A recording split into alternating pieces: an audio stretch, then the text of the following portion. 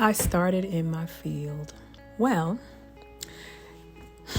this sounds like it's going to be a long story, but I'll try to make it concise. Not short, because you can't shorten your beautiful life, okay?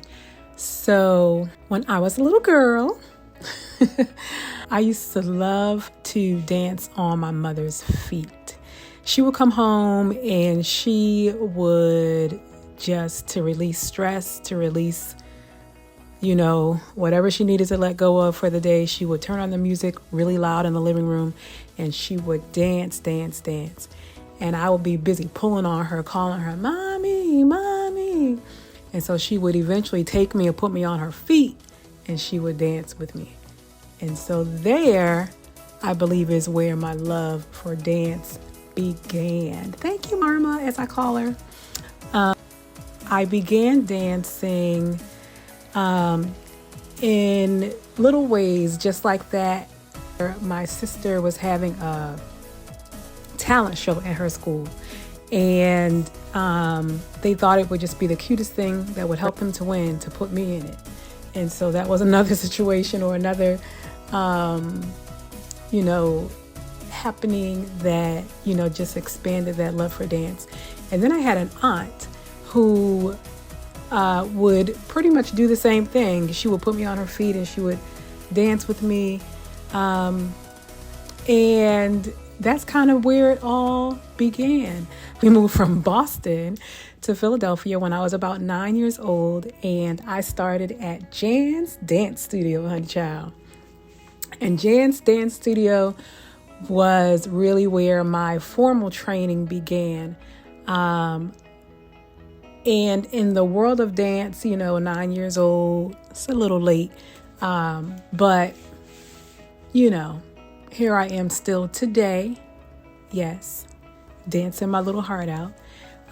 So, you're destined for, or to become who you are to become, you know what I'm saying? No matter how early or late you begin, okay? Let that be an encouragement to you. And so from Jan's Dance Studio, my love of dance, of course, continued. I went on to Philadelphia High School for Creative and Performing Arts, Kappa for short, then on to the New Freedom Theater, where Miss Pat was my dance teacher and many others. Then I fell in love there with African dance with Mama Kariamu Oshasante.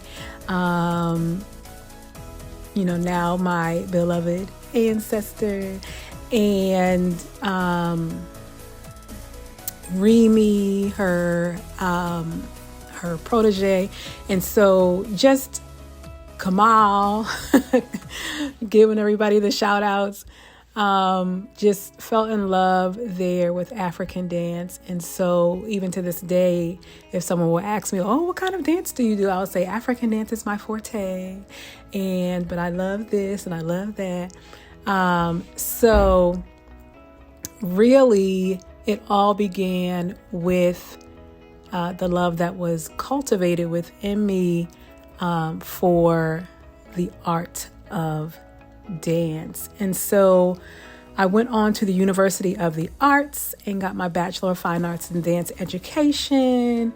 So many wonderful professors there, influenced me, and just really, that's where I began to really understand that I was to take dance and pave my own way, carve out my own way. I knew that I was not going to have the same path as my other, fellow students. I knew I was not going to have the same path of, a traditional, company, auditioning for a company and, dancing the life,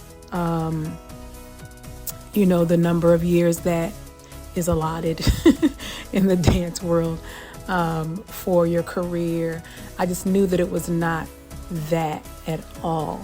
And so I just believe I stayed open to how dance would play itself out in that thing that was meant to help others. And one day I came across this book called The Dream Giver, honey. You guys have to read that book, The Dream Giver. And so in The Dream Giver, I was so taken with the story and how much it just connects you with your purpose, is what I called it at the time. Now I call it your soul's desire.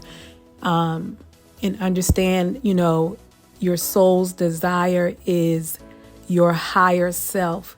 Your higher self is made up of all of your lifetimes, past lifetimes.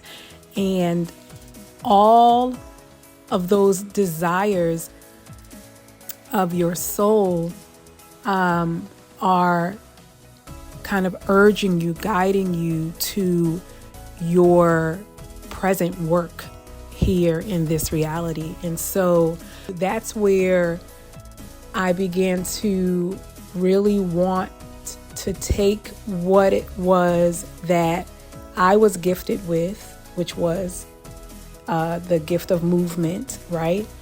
And communication through movement.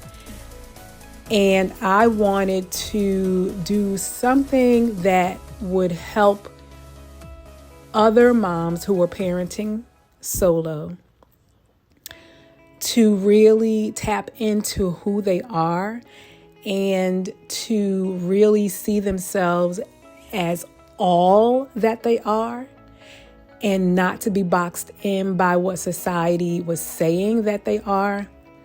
And so I began to incorporate, I began to really look for a way to incorporate moms in my work. So I was already teaching dance to children. I've taught dance to children since I was probably around 12 or 13 years old. I guess it really wasn't until Movement Medicine Mondays with Melissa that I really understood how to help moms really tap back into who they are, what they are here for, and to live that out in addition to helping to cultivate that and bring, those things out of their own children. And so, just the idea that, you still are responsible for what you came here to do. And so that really began to drive my work. And I wanted to make sure that, as a mom parenting solo, you, first of all, are not alone, okay? You are parenting with the God in you as you. You have the power. It's not so many times, throughout our lives, we're taught, to look outside of ourselves for the strength, right? God, give me strength. God, give me the power to do. Not realizing all along that, you are not separate from source. You are not separate from the power that you are asking for. You are not separate from the strength that you are asking for. It's a matter of remembering who you are so that you can tap into that power, so that you can tap into the strength that is already you. And so I began to incorporate those things in my messages. It really started out as me doing lives, talking about, the dream giver and, encouraging, others towards their dreams. And then I began to see little ways that I can incorporate these messages through movement until I came to the pathway of Movement Medicine Mondays with Melissa.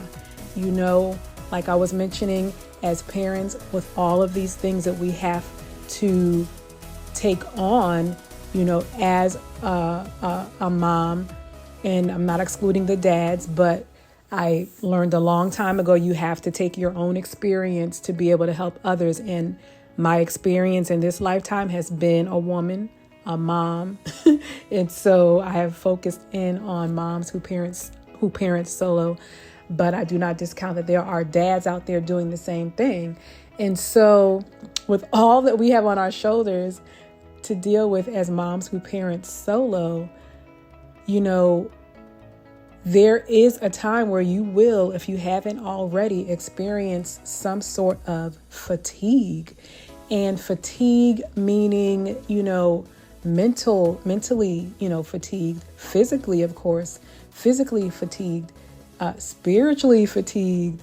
There were nights or, you know, the end of the day began to look like me sitting down on the edge of my bed, taking a deep breath or not, but just happy to be able to sit still.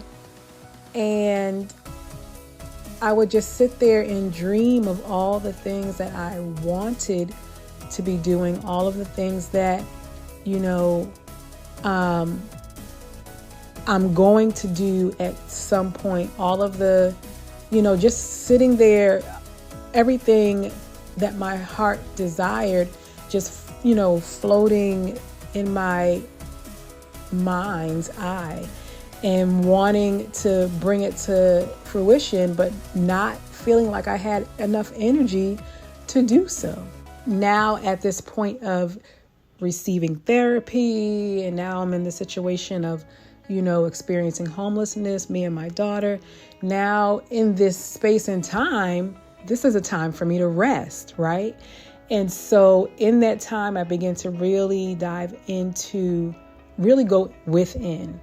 And I really began to see myself for who I am, and everything around me, you know, was just starting to see it with like such beauty, and, you know, made me realize that, hey, you know, I am not just abundant, I am abundance. And so, you know, it's not that, you know, all the years that I learned and heard that God is love, I began to understand that I am love. As I mentioned before, we are not separate from source. And so all that source is, we are. I am love. And so it was there that I began to really develop a system of, you know, healing through movement that I could offer moms to be able to help them get from point A to point B and not just live, but thrive. So many things begin to come out of that time to rest and go within and really, you know, begin to get to know and unfold and uncover and tap into all that I am. And so that is where my work began. More to come soon. Thank you so much for listening. This was so much fun. Can I just tell you how I've had the most challenging week, and I really wanted to do this a lot earlier, but I'm so glad that I was able to tap in with some friends, keep those who are true ones, real ones around you, because to have people around you who can pull you up when you are down is so important. And I am excited about being that friend for you. You take care, and you continue to dance to the rhythm of your soul's song.